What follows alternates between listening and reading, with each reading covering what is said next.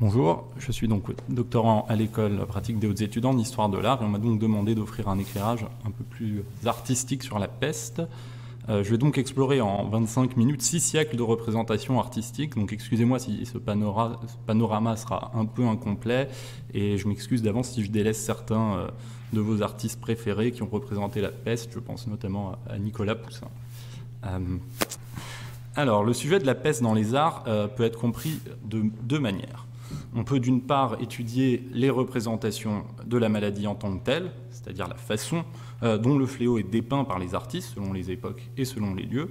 D'autre part, on peut aussi s'intéresser aux conséquences des épidémies de peste sur la production artistique. Par exemple, des inflexions iconographiques sont en partie dues au cataclysme que représentent les pestes. Ainsi, après la peste noire du XIVe siècle, on constate une augmentation des représentations artistiques de certains saints, comme Saint Roch, sans que dans ses œuvres, la maladie et ses effets soient nécessairement représentés en tant que tels. Également, par exemple, la peste de 1656 à Naples, qui tue 250 000 personnes, soit près de la moitié de la population, emporte beaucoup des artistes de Naples. Et donc, après cette peste, on observe un renouvellement de la scène artistique napolitaine. C'est un autre effet de la peste sur les arts. Vu le temps imparti ici, je vais m'intéresser uniquement au premier sujet, l'image de la maladie en tant que telle et son évolution depuis la réapparition de la peste en Europe à la fin du Moyen-Âge.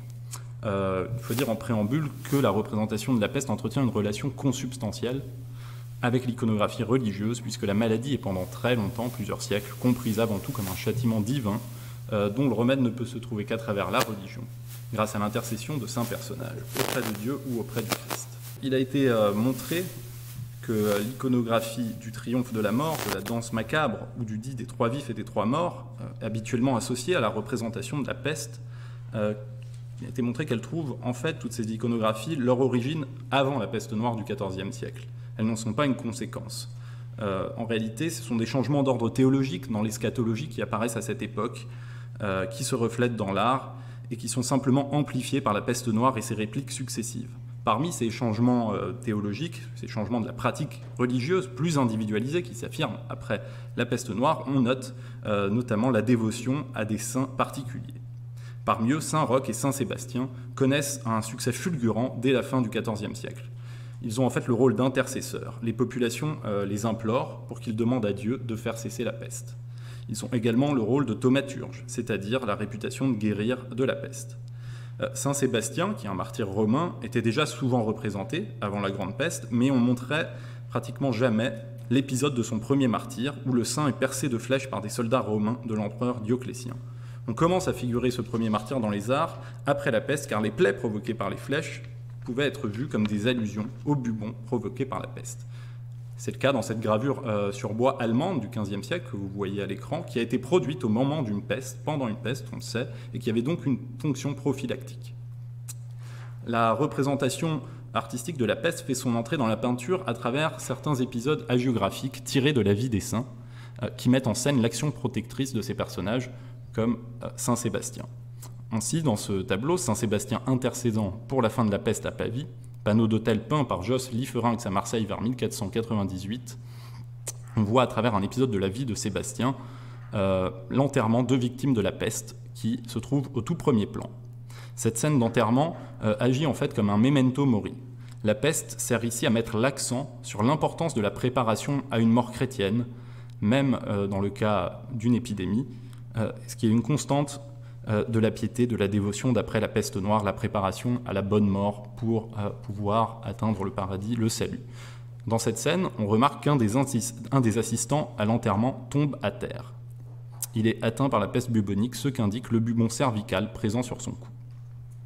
Les bubons provoqués par la peste sont d'ailleurs assez souvent représentés, on le constate, avant le XVIe siècle dans l'art, surtout au XVe siècle. C'est le cas dans cette fresque de la fin du XVe siècle, qui se trouve dans une chapelle dédiée à Saint Sébastien, en Savoie, où l'on voit un médecin soigner le bubon cervical d'une femme, et on voit également un homme à côté qui montre un bubon axillaire. En haut à droite, vous remarquez un petit diable doté d'une flèche qui est guidé par un ange. C'est lui qui exécute la punition divine que représente la peste, et dans les autres fresques de ce cycle, c'est Saint Sébastien, le titulaire de cette chapelle, qui est invoqué pour mettre fin au châtiment divin. Plus rarement, la maladie peut aussi être évoquée dans des œuvres non narratives, c'est-à-dire iconiques, comme ce saint roc en pied du Vénitien Giovanni Buonconsiglio, daté de 1498-1500. Ici, le saint est représenté en pied, mais vous remarquez qu'il remonte son pantalon et désigne un bubon en haut de sa cuisse. C'est un bubon crural qui devient ici son attribut. En fait, le bubon permet d'identifier saint Roch puisqu'il est réputé guérir de la peste.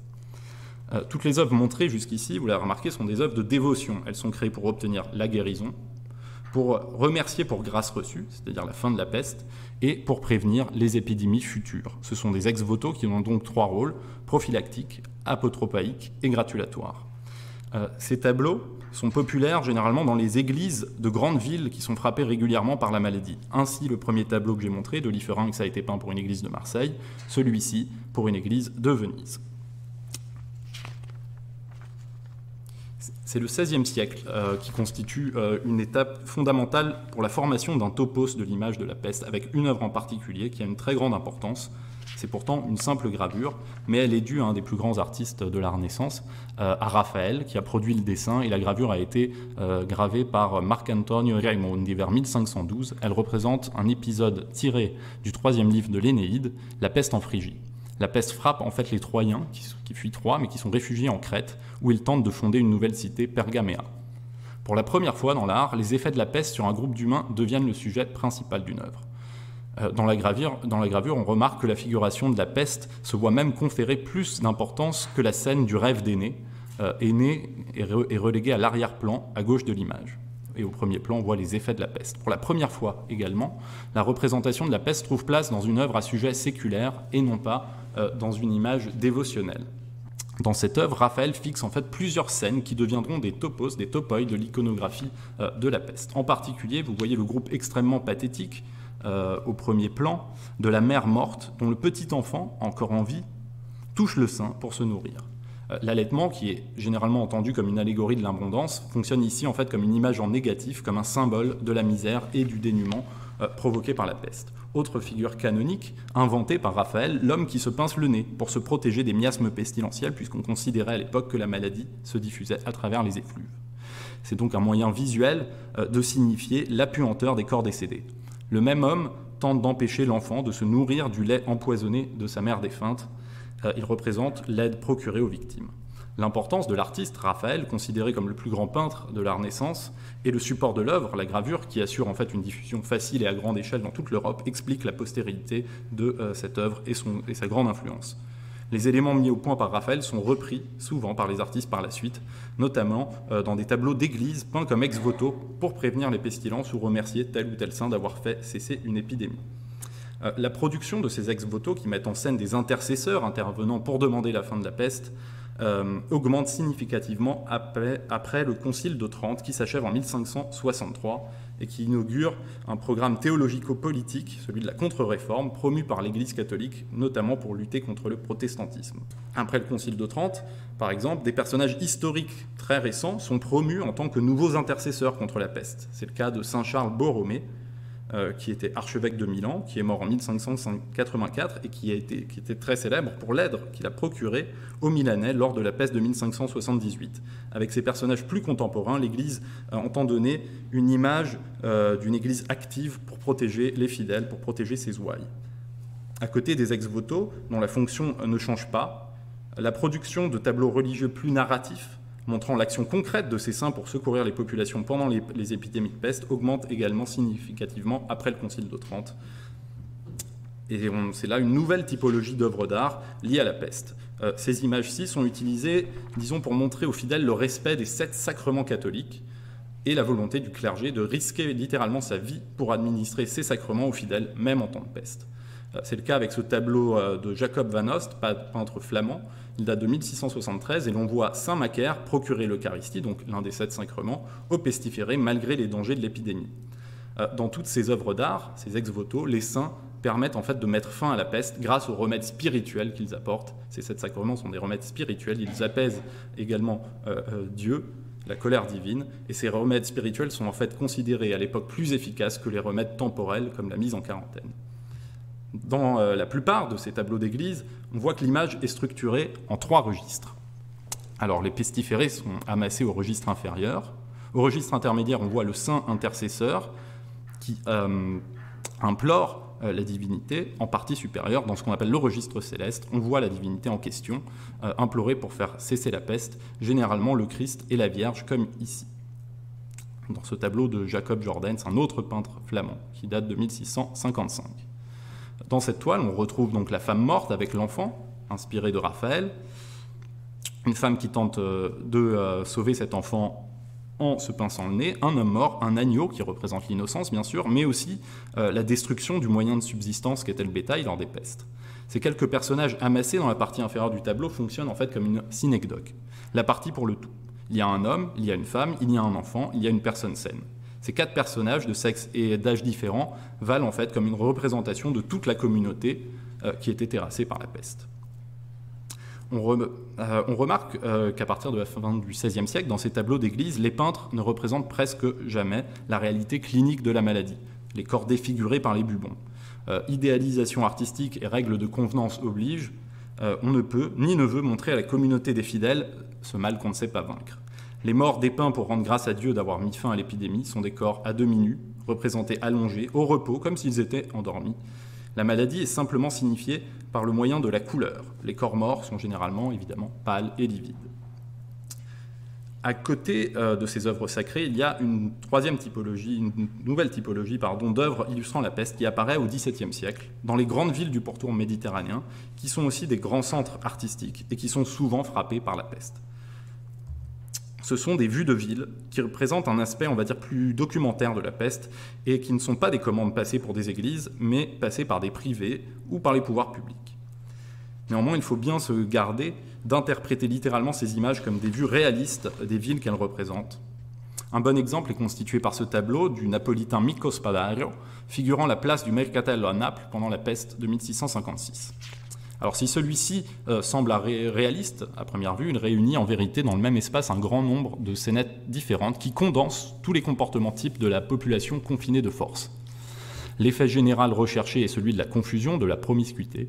C'est une confusion plastique avec l'enchevêtrement de tous ces corps, vivants ou morts, remplissant complètement l'espace et qui reflète la confusion réelle que provoquait la peste dans l'organisation rigide de la cité.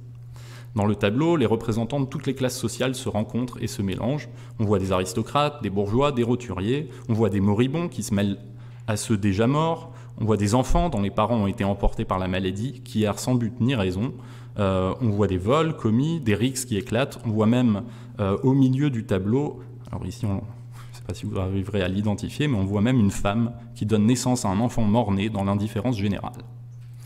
Au premier plan, vous remarquerez des nobles montés sur leur destrier. Ils ordonnent à des galériens de transporter les cadavres hors de la cité pour les enterrer. Cette toile est donc une sorte de concentré des conséquences de la peste sur l'ordre social, le dérèglement qu'elle provoque et l'action publique pour tenter de l'endiguer. Néanmoins, même dans ce tableau, qui a été peint par un témoin oculaire de la peste de 1656, Mico Spadaro était un officier public de Naples, responsable de la santé publique, même dans ce tableau, l'origine et la résolution de la peste sont encore données comme lumineuses, c'est-à-dire divines. Vous voyez dans la partie supérieure du tableau l'apparition de Jésus et de la Vierge sur un nuage. Le Christ tend une épée dorée, s'apprêtant à frapper. C'est en fait le châtiment divin, l'origine de la peste. De son côté, les nuages sont d'ailleurs noirs. C'est ce qu'on appelle un nuage miasmatique, une autre manière pour les artistes de figurer la peste et sa diffusion. La Vierge, elle, implore son Fils. Et un pouteau semble vouloir retenir l'épée du Christ. La Vierge fait donc figure d'intercesseur pour que cesse le fléau. Et vous remarquez d'ailleurs que de son côté, les nuages sont dorés. À une époque où la médecine reste notoirement incompétente, la religion est donc l'unique refuge. La peste de Marseille de 1720 est exceptionnelle, car près d'une dizaine d'œuvres d'art, qu'on peut dire documentaires, figurant donc des vues de la ville pendant l'épidémie, sont créées immédiatement après les événements. Ce qui est un cas absolument unique dans l'histoire de l'art. Dans la plupart de ces œuvres, le fléau n'est plus considéré comme une punition divine, puisque les divinités salvatrices disparaissent du registre supérieur du ciel.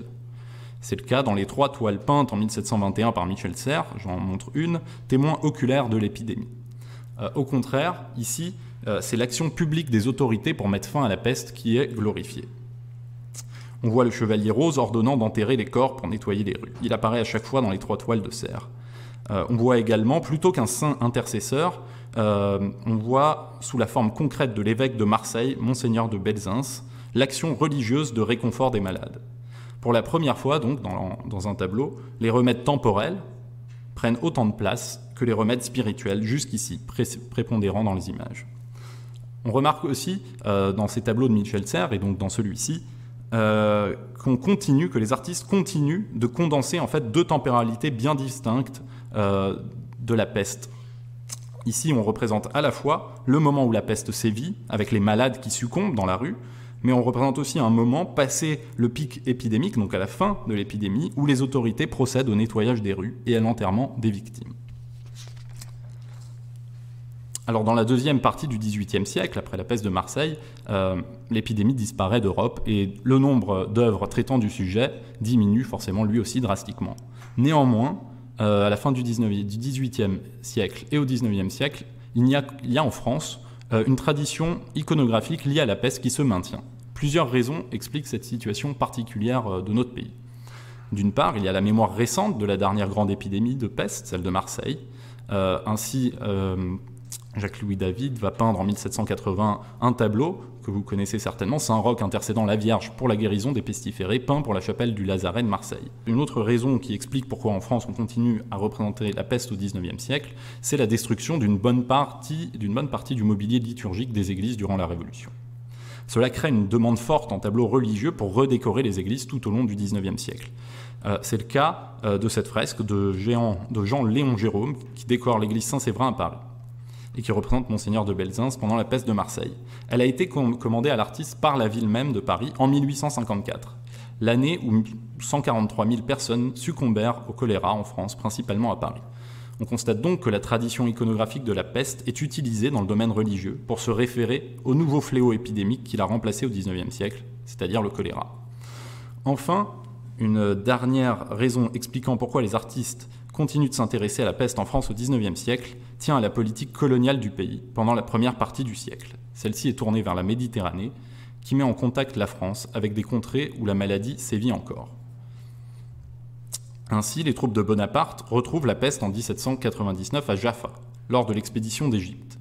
Plusieurs soldats français contractent la maladie et Bonaparte, pour soutenir le moral de ses troupes, visite le lazaret où étaient reclus les moribonds.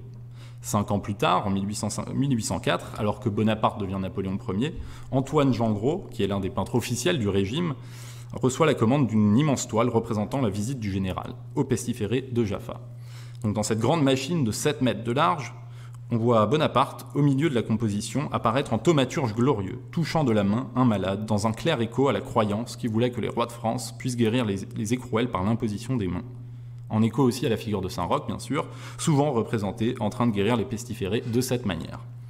Par cette image de propagande, le nouveau souverain tente en fait de se replacer dans la lignée des Capétiens et de légitimer sa propre dynastie fraîchement installée sur le trône de France. C'est donc une utilisation politique de l'image de la peste. En réalité, la visite de Bonaparte au lazaret de Jaffa n'a duré que quelques instants et il est acté qu'il n'approcha aucun pestiféré de trop près. La peste ne constitue plus un sujet traité par les artistes après les années 1860.